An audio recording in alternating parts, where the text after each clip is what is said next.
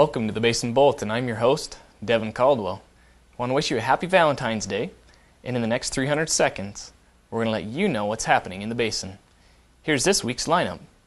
Ririe-Woodbury Dance Company, ARMC High Five, Uintah Hockey, Info Center, Fieldhouse Closure, birthdays, and photo of the week. The Ririe-Woodbury Dance Company came to Basin all last week. Their main purpose is to keep the arts alive. They encourage this by visiting different schools around the state to perform and show how dance can be incorporated in many ways. I asked one of the dancers her favorite places to perform, and her answer was actually quite surprising. Coming to sometimes the small towns have been the most, I have great memories just because the communities in the small towns are so different. You see how people welcome us so much and are so just friendly, and so sometimes it's the small places, I think, more so than the big places. You go to the big places and you just kind of go and you perform and you leave, whereas the small places you go and I feel like they'll remember it more. The Roosevelt Middle School students enjoyed the different performances. The dancers in tuxedos enjoyed performing this sleepy dance, and the gals slumbered during the entire routine. Students were able to participate in various routines ranging in seat exercise to actually performing up on stage with the dancers. And their favorite was the Numenon piece choreographed by Alan Nokolai and performed by Joe Blake. Ashley Regional Medical Center was awarded with a 2010 High Five Award for Excellence in Healthcare Delivery.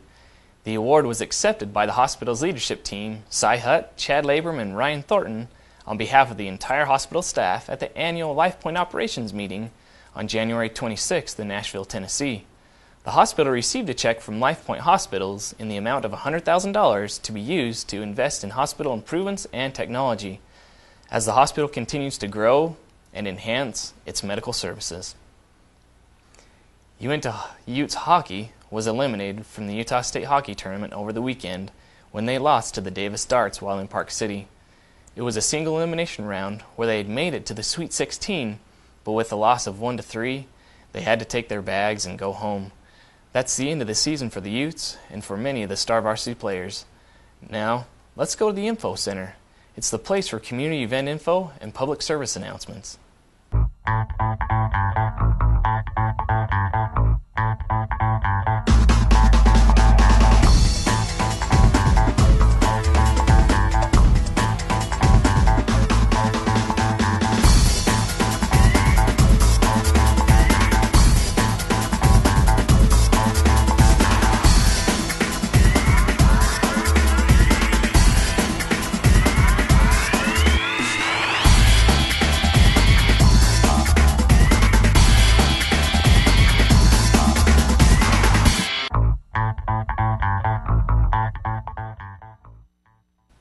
As reported by the Vernal Express, the field house being closed this year is unlikely.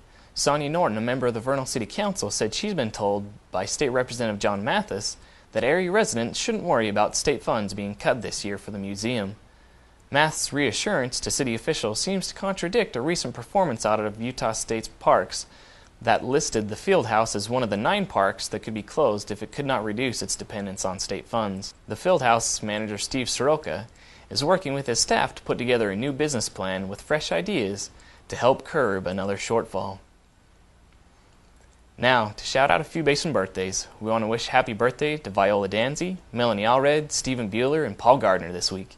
Now, if you'd like to shout out to somebody for their birthday, send us a note to our email at info@vtvchannel6.com. And our photo of the week was won by Tessa Zufelt of Vernal. The theme was all things basketball, and she sent in a great shot of an away game of the Uintah Utes high school basketball team. This photo is of Kalen Williams as he attempts a shot against Salem Hills. Thanks to everybody for your submissions on basketball this past week.